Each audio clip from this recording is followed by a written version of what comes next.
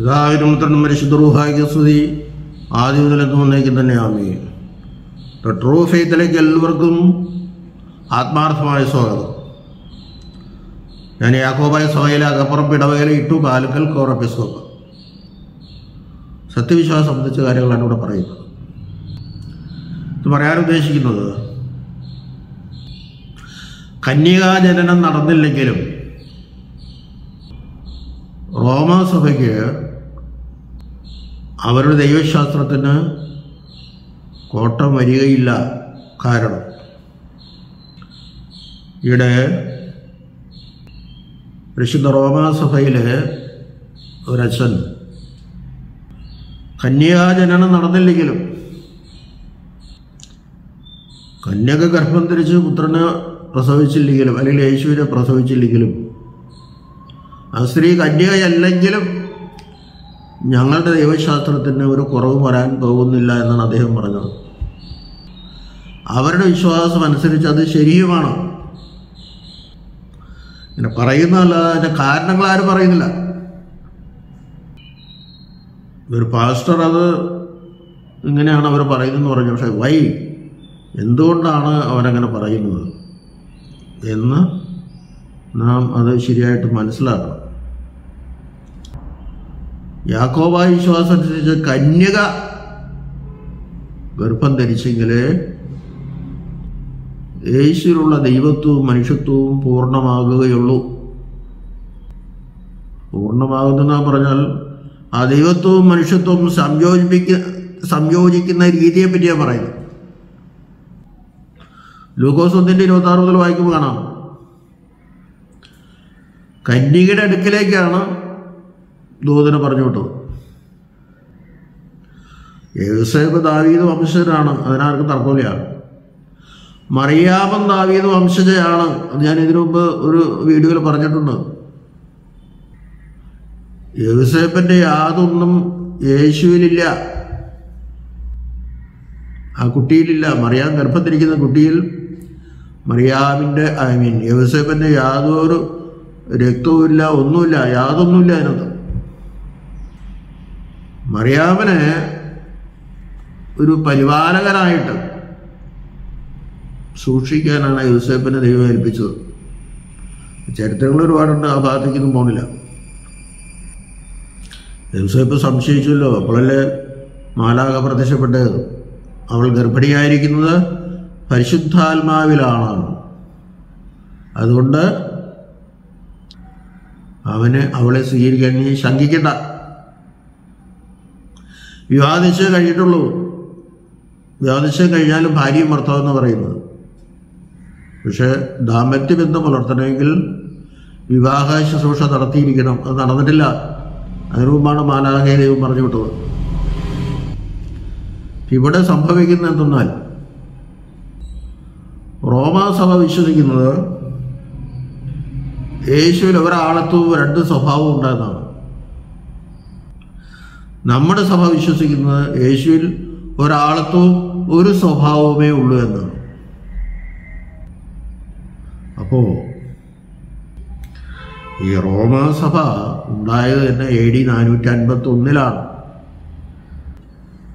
നിക്കാ കൊസ്തന്തിനോപ്പോലിസ് എഫേസസ് 3 സുന്നോദോസാണ് സാർവത്രികമായ പൊതു സുന്നോദോസുകൾ.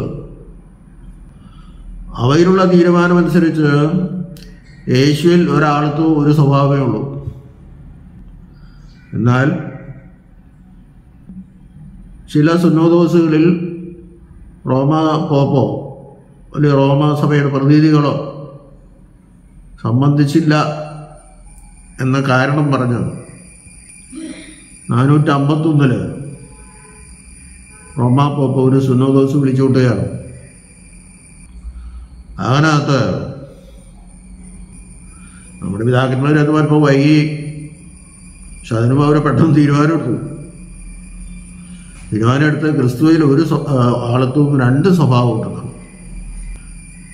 ദൈവ സ്വഭാവവും മനുഷ്യ സ്വഭാവവും വേർതിരിഞ്ഞ് നിൽക്കുന്നു എന്നാണ് റോമാസഭ പഠിപ്പിച്ചത്. നമുക്കറിയാം, ആദ്യകാലം മുതൽ പരിശുദ്ധനായ തോമാസ് ശ്ലീഹ സുവിശേഷം അറിയിച്ചു. മെത്രാപ്പൊലീത്തയെ വാഴിക്കുന്നില്ല, നമുക്കറിയാം. ആ സമൂഹം വളർന്നു വന്നു. പിന്നെ അതിനു മുമ്പ് മെത്രാപ്പൊലീത്തന്മാർ അന്ത്യോക്യയിൽ നിന്ന് വന്നു എന്നറിയില്ല. കേരളത്തിലെ കാര്യം പറയുന്നു, അല്ലെങ്കിൽ അന്നത്തെ തിരുവിതാംകൂറിൽ. ഏതായാലും AD 345 ക്നായത്തൊമ്മാന്റെ നേതൃത്വത്തിൽ ഒരു മെത്രാനും രണ്ടച്ഛന്മാരൊക്കെ വന്നിട്ടുണ്ട്. ആ മെത്രാൻ പട്ടം കൊടുത്തിട്ടുണ്ട്. അത് അന്ത്യോക്യ സിംഹാസനത്തിൽ നിന്ന് അയച്ച മെത്രാനാണ്. അതുപോലെ തന്നെ 822 മോർ ഷാബോറെന്നും മോർ അഫ്രോത്തെന്നും പേരുള്ള 2 പിതാക്കന്മാർ കേരളത്തിൽ വന്നിട്ടുണ്ട്. അവരും പട്ടം കൊടുത്തിട്ടുണ്ട്. അവരും അന്ത്യോക്യ സിംഹാസനത്തിൽ നിന്ന് അയക്കപ്പെട്ടവരാണ്. അങ്ങനെ അവർ പട്ടം കൊടുത്ത തലമുറയാണ് അവിടെ നിൽക്കുന്നത്. അതിനു മുമ്പ് 6-ാം നൂറ്റാണ്ടിൽ യാക്കോബ് പ്രധാനം വന്നിട്ടുണ്ട്. ഞാൻ കേരളത്തിലെ കാര്യമല്ല പറയുന്നത്.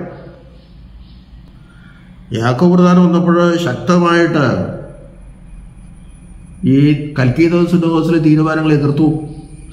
അതിനു മുമ്പും അന്ത്യോക്യയിലെ മാർ സേവ്യറോസ് പിതാവും അലക്സാണ്ട്രിയയിലെ മാർ കൂറുലോസ് പിതാവും ശക്തമായിട്ട് എതിർത്താണ് ഈ 2 സ്വഭാവം എന്ന വിശ്വാസത്തെ. ശക്തിയോടെ അവർ തള്ളിക്കളയും ചെയ്താണ്. അങ്ങനെ രൂപ പറഞ്ഞിട്ടുണ്ട്, എല്ലാവർക്കും അറിയുകയും ചെയ്യും. അപ്പം യാക്കോബായക്കാരെന്ന് പേര് വരുന്ന 6-ാം ശതാബ്ദം മുതലാണ്. ഈ കൽക്കീദോസിനെ നമ്മൾ അംഗീകരിക്കാത്തതുകൊണ്ട് നമ്മളെ അവർ പുത്തൻകുറ്റുകാരായിട്ട് കണക്കാക്കി. ഈ റോമാക്കാരെ പുതിയ വിശ്വാസം പഠിപ്പിച്ചവർ. സത്യത്തിൽ നമ്മളാണ് പഴയകുറ്റുകാർ, അവരാണ് പുത്തൻകുറ്റുകാർ. അതുകൊട്ടെ അന്ന് മുതലാണ് ഈ ഭിന്നിമ തുടങ്ങിയത്. പിന്നെ 1598 പറങ്കികൾ വന്ന്, പോർട്ടീസുകാർ വന്ന് ഇവിടെ സുവിശേഷം പ്രസംഗിച്ച് ആളുകളെ റോമാ പോപ്പിൻ്റെ കീഴിലാക്കാൻ നോക്കി. പിന്നെ 1599 മെനസീസ് വന്നു. ഗോവാ മെത്രാൻ പീഡിപ്പിച്ചും തല്ലിയും പരിക്കേൽപ്പിച്ചും പലരെയും ശത്രുതയിലാക്കിയും ദേഷ്യപ്പെട്ടുമൊക്കെ റോമാസഭയിലേക്ക് ആളുകളെ ആൽക്കുവാനായിട്ട് നോക്കി. 54 കൊല്ലം നമ്മൾ അവരുടെ കീഴിലായിരുന്നെങ്കിലും നമ്മുടെ പിതാക്കന്മാരൊന്നും അന്ത്യോക്യ വിട്ട് പോയിട്ടില്ല. അന്ത്യോക്യ വിശ്വാസത്തിൽ തന്നെ അവർ ഉറച്ചു നിന്നു. അങ്ങനെ ഇരിക്കുകയാണ് മെനസീസ് മെത്രാൻ്റെ പിൻഗാമി. ഇപ്പോൾ ഫ്രഞ്ചുകാർ വന്നപ്പോഴും ഇവർക്ക് ഒരു രക്ഷയിലുണ്ടായി. ഫ്രഞ്ചുകാരുടെ പ്രൊട്ടസ്റ്റന്റ് ഉപദേശമാണ്. അവർക്ക് മെത്രാന്മാരും പട്ടക്കാരും ഒന്നുമില്ല. അവരുടെ സ്വാധീനം വലുതായപ്പോൾ ഇവർക്ക് പോകേണ്ടി വന്നു. അപ്പോൾ പോകുന്നതിന് മുമ്പ് ഒരു മെത്രാനെ അഴിച്ചാൽ ഈ സഭ ഇവിടെ നിലനിന്നോളൂല്ലോ എന്ന് മെനസീസിൻ്റെ പിൻഗാമി തീരുമാനിച്ചു. പിൻഗാമികളിൽ ഒരാൾ, ആ സമയത്തുണ്ടായിരുന്ന പിൻഗാമി, അദ്ദേഹമാണ് ഈ പറമ്പിൽ ചാട്ടിക്കത്തനാരെ മെത്രാനാക്കിയത്.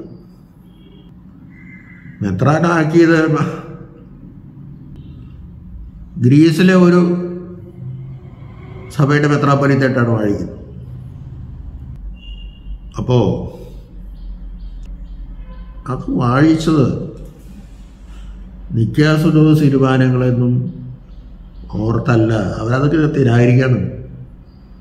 നിക്യാസുനോസ് തീരുമാനങ്ങളിൽ അന്ത്യോക്യയുടെ കീഴിലായിരിക്കുന്ന ഇന്ത്യയിൽ കയറി റോമാസഭയ്ക്ക് പഠിപ്പിക്കാൻ പോലും അധികാരമില്ല. അവർ ബലമായിട്ട് പ്രവേശിച്ചു. അകത്തുള്ള ഭാവമായി അവർ കടലിൽ കെട്ടി താഴ്ത്തിയില്ലേ. അന്ന് വാസ്തവത്തിൽ റോമാ സാമ്രാജ്യം വളരെ വലിപ്പവും അധികാരമുള്ള സാമ്രാജ്യമല്ലേ. കടലിലും കരയിലും വളരെ സ്വാധീനം അവർക്കായി. അതുകൊണ്ടായിരിക്കണമല്ലോ നമ്മുടെ പരിശുദ്ധ പത്രികീസ് ബാവായ, അകത്തുള്ള പത്രികീസ് ബാവായ അത് അന്ത്യോക്യയിൽ നിന്നും വന്നതല്ലേ ഈ സഭയെ രക്ഷിക്കാൻ. അദ്ദേഹത്തെ കടലിൽ കെട്ടിത്താഴ്ത്തി കൊന്നുകളഞ്ഞു. അങ്ങനെയാണ് 1653 കൂനം കുരിശ് സത്യം ഉണ്ടാകുന്നത്. അന്ത്യോക്യയെ വിട്ട് ഞങ്ങളൊക്കെ പോകില്ല. വിദേശ മേധാവിത്വം അവസാനിപ്പിക്കാനല്ല. ഒന്ന് കൂടുതൽ പറയട്ടെ, നിങ്ങൾക്കറിയാം. അപ്പം യാക്കോബായക്കാരെന്ന് പേര് യാക്കൂർദാനിയുടെ പിന്നാലെ പോയവരെ യാക്കോബായക്കാർ എന്ന് പറഞ്ഞ് കളിയാക്കി. ആ യാക്കോബായക്കാർ എന്ന് പറഞ്ഞ് കളിയാക്കിയത് നമ്മളത് പരിശുദ്ധ നാമമായിട്ട് തന്നെ എടുത്തു. നമ്മൾ ഇന്ന് യാക്കോബായക്കാർ തന്നെ പറയുന്നത്. സിറിയൻ ഓർത്തഡോക്സ് സഭയുടെ ഒരു പാർട്ടാണ് നമ്മുടെ സഭ, അത് സംശയമൊന്നുമില്ല. അങ്ങനെയാണ് യാക്കോബ എന്ന പേര് അന്ന് മുതൽ വരുന്നത്. ഇന്നും നമ്മൾ ആ പേര് ഉപയോഗിക്കുക. അപ്പം ഈ പറമ്പി ചാണ്ടിക്കത്തനാരെ അങ്ങോട്ട് ചേർത്തത് ഇതേ യാക്കോബക്കാരനായിരുന്നു. മെത്രാപട്ടം കിട്ടുമെന്ന് കണ്ടപ്പോൾ പുള്ളി അങ്ങോട്ട് കയറും. അദ്ദേഹത്തിന് പട്ടം കൊടുത്ത് ഇവിടെ നിർത്തിയാൽ ഇവിടെയുള്ള ആളുകൾ അനുസരിക്കില്ലെന്ന് റോമ മെത്രാനെ മനസ്സിലായി. പ്രശ്നങ്ങൾ വഷളാവുകയുള്ളൂ. അതുകൊണ്ട് ഗ്രീസിലെ ഒരു സ്ഥലത്തിന് വേണ്ടിയിട്ട് ഒരു മെത്രാപ്പൊലീത്തയാക്കി അദ്ദേഹത്തെ വായിച്ചു. തുടർന്നും അധികാലത്ത് അദ്ദേഹത്തിനോട് നിൽക്കാൻ പറ്റില്ല. നമ്മുടെ ആളുകൾ സഹകരിച്ചില്ല. വേറെ ഒരു സഭ ഇവിടെ ഇല്ല എന്ന് ഇവർ വന്ന് കുറച്ച് ആളുകളെ ചേർത്ത് അങ്ങനെ റോമാസഭയുടെ ഉണ്ടായി മാത്രം. ഞാൻ പറഞ്ഞു വന്നത് അന്ത്യോക്യ സിംഹാസനത്തിൽ നിന്നുള്ള അല്ലെങ്കിൽ 3 പരിശുദ്ധ പൊതുസുന്നതോസുകളിലെ തീരുമാനത്തെയൊക്കെ റോമാക്കാർ ധിക്കരിച്ചു. അല്ലാതെ അവർ അന്നത്തെ കാനോൻ്റെ തീരുമാനം അനുസരിച്ചല്ല.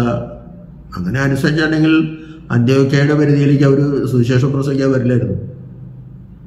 പേർഷ്യയിലും സുവിശേഷം പ്രസംഗിച്ച് തോമാശ്രീ ആണെങ്കിൽ അവിടെയും മെത്രാനെ വായിച്ചിട്ടില്ല.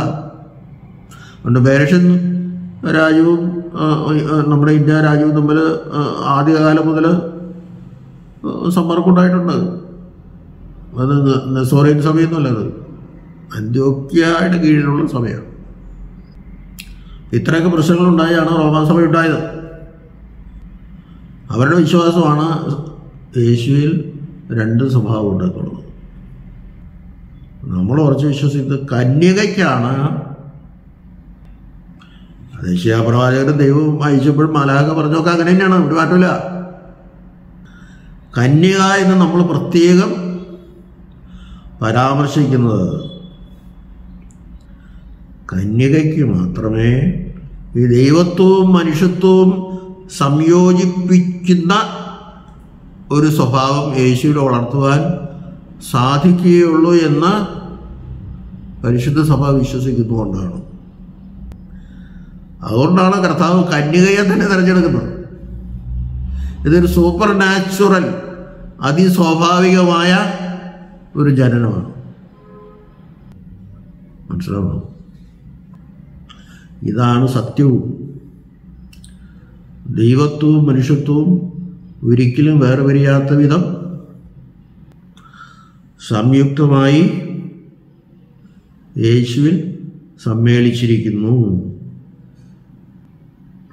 അങ്ങനെ സംയുക്തമായി സമ്മേളിക്കുന്ന വചനത്തിൻ്റെ ദൈവത്വവും മറിയാമിൻ്റെ ശരീരത്തിൽ നിന്നുള്ള മനുഷ്യത്വവും തമ്മിൽ യോജിച്ചു. അതൊക്കെ വിശദമായിട്ട് ഇതിനു മുമ്പ് പറഞ്ഞിട്ടുണ്ട്. കന്യകയ്ക്ക് മാത്രമേ അത് സാധിക്കുകയുള്ളൂ. നമ്മുടെ സഭ അങ്ങനെ വിശ്വസിക്കുന്നു. ആ കന്യകാത്വം നഷ്ടപ്പെട്ടാൽ നമ്മുടെ സഭയുടെ വിശ്വാസമെല്ലാം പോയി. കന്യയല്ല ഗർഭം ധരിച്ചത് എന്ന് പറഞ്ഞാൽ നമ്മുടെ വിശ്വാസമൊക്കെ താറുമാറായി. വിശുദ്ധ തൃത്വം തന്നെ താളം തെറ്റും. എന്നാൽ കത്തോലിക്ക സഭ അങ്ങനെ വിശ്വസിക്കാത്തത് കൊണ്ടാണ് യേശുവിൽ ഒരാളത്വവും 2 സ്വഭാവം ഉണ്ടെന്ന് കത്തോലിക്ക സഭ വിശ്വസിക്കുന്നതാണ്. ഇനി മറിയ കന്യ അല്ലെങ്കിൽ കൂടിയും യേശുവിനെ പ്രസവിച്ചാൽ അവരിൽ ദൈവത്വം മനുഷ്യത്വം വേർതിരിഞ്ഞ് നിൽക്കുന്നു. എപ്പോൾ ദൈവത്വം വന്നു, എപ്പോൾ മനുഷ്യത്വം വന്നു എന്ന് വ്യക്തമായിട്ട് അവർ പറയുന്നില്ല. ഒരുപക്ഷെ ജനനം നടന്നപ്പോൾ തന്നെ ദൈവത്വം മനുഷ്യത്വവും യേശുവിൽ ഉണ്ടായിരുന്നിരിക്കാം. പക്ഷെ ഒരിക്കലും അത് യോജിച്ചിരിക്കുന്നുവെന്ന് അവർ പഠിപ്പിക്കുന്നുണ്ട്. അതുകൊണ്ടാണ് കന്യ ഗർഭം ധരിച്ചില്ലെങ്കിലും ഞങ്ങളുടെ വിശ്വാസത്തിന് ഒരു കോട്ടവും വരുന്നില്ല എന്ന് റോമാസഭ പറയാൻ കാരണമെന്ന് ഞാൻ പറയുകയാണ്. ദൈവം നമ്മെല്ലാവരെയും അനുഗ്രഹിക്കട്ടെ.